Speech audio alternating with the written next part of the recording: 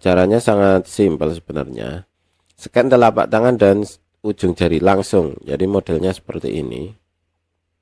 Jadi telapak tangannya itu ditempel di mesin scanner secara langsung seperti ini. Jadi ini lebih mudah. Kemudian perhatikan bahwa bagian bawah telapak tangan ini agak riskan. Biasanya di sini sering nggak ke scan, jadi agak ke atas saja. Kemudian kasih label kanan kiri. Ini ada label kanan kiri ya. Terus kemudian usahakan semuanya menempel di scanner. Jadi yang di scan itu adalah telapak tangan dan 10 ujung jari. Nah, untuk jempol itu terpisah, jadinya seperti ini. Jempolnya terpisah. Jadi satu orang itu di-scan 2 kali. 8 jari dan telapak tangan. Jadi ini 8 jari dan telapak tangan. Jempolnya dipisah kenapa? Karena agak miring. Jadi kalau ini terlihat setengah saja seperti ini, kita nggak berani ngambil data. Karena pernah terjadi kelihatannya C ternyata H, seperti itu. Kemudian untuk jempol terpisah seperti ini, intinya adalah sampai ke pangkal telapak tangan. Jadi area ini itu terscan semua. Ini area ini terscan semua dan nempel di kaca. Usahakan sedatar mungkin. Jadi biasanya kan ada yang agak telungkup gitu. Jadi ada udara di sekitar sini. Jadi usahakan nempel di kaca. Kemudian bagian ini ujung jari juga nempel di kaca, usahakan. Kemudian jangan bergerak. Kalau bergerak nanti akan ada bayangan dan kita jadi salah menentukan pola. Bayangan itu karena gerak ada sedikit bayangan gitu, jadi kita jadi kemungkinan besar jadi salah menentukan pola karena bayangan itu karena yang kita lihat kan sidik jarinya ya. Yang kita lihat itu sidik jarinya. Jadi kalau nggak kurang apa itu ini misalkan seperti ini. Jadi kita harus benar-benar melihat sidik jari seperti ini. Nah, ketika kita mau analisa itu kan yang kita lihat benar-benar sidik jarinya seperti ini. Jadi benar-benar terlihat dengan jelas seperti ini. Karena kalau ini bergerak sedikit saja, maka akan ada delta di sini, gerak dikit aja. Kemudian area telapak tangan juga sangat, seperti ini. Kita akan cari deltanya di mana. Nah, seperti ini. Kemudian untuk ngasih tinta itu jangan tebal-tebal. Jadi ini paling bagus seperti ini. Jadi nggak terlalu tebal, nggak terlalu tipis. Tipis gitu aja. Karena apa? Biar yang bagian atas itu kena tinta. Nah, ini kan terlihat jelas banget. Ini terlihat jelas banget. Nah, seperti ini. Deltanya kan terlihat jelas banget. Ini yang paling standar gitu. Nah, seperti ini. Kemudian untuk jempol juga dipisah seperti ini.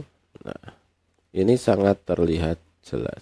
Nah, sangat terlihat jelas banget. Nah, kalau seperti ini lebih mudah dan kemungkinan kesalahan pengambilan data jadi lebih sedikit.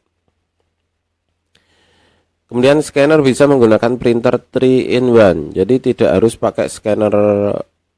Jadi kalau Anda biasanya banyak orang itu yang punya printer 3-in-1 itu printer ini loh. Printer fotokopi itu loh, seperti ini. Atau ada yang seperti ini juga.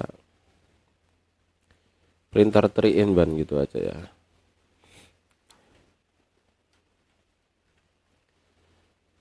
Ini banyak yang punya kalau gini. Nah, kayak gini.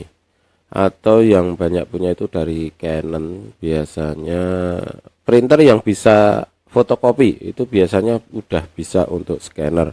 Cuma yang kita fungsikan memang di scannernya saja. Nah, ini kan ini kan printer banyak orang punya. Jadi yang kantor-kantor biasanya belinya model seperti ini, printer yang ada fotokopinya seperti ini. Printer fotokopi itu biasanya udah bisa dipakai. Cuma mengaktifkan scannernya. Itu biasanya butuh install softwarenya.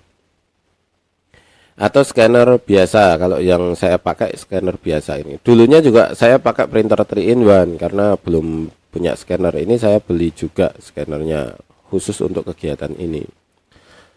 Terus kemudian kalau untuk anak kelas SMP SMA itu pakai 300 dpi udah cukup. Tapi kalau untuk anak TK PAUD kelas 1 kelas 2 pakailah 600 dpi untuk resolusi layar, resolusi scannernya. Kenapa pakai yang besar? Karena biar lebih mudah dilihat,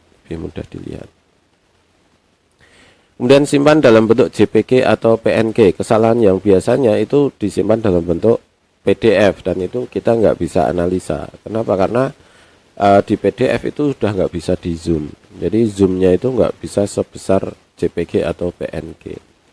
Kemudian kasih label kanan kiri. Ini ada tulisan kanan, kemudian ada kiri seperti ini. Terus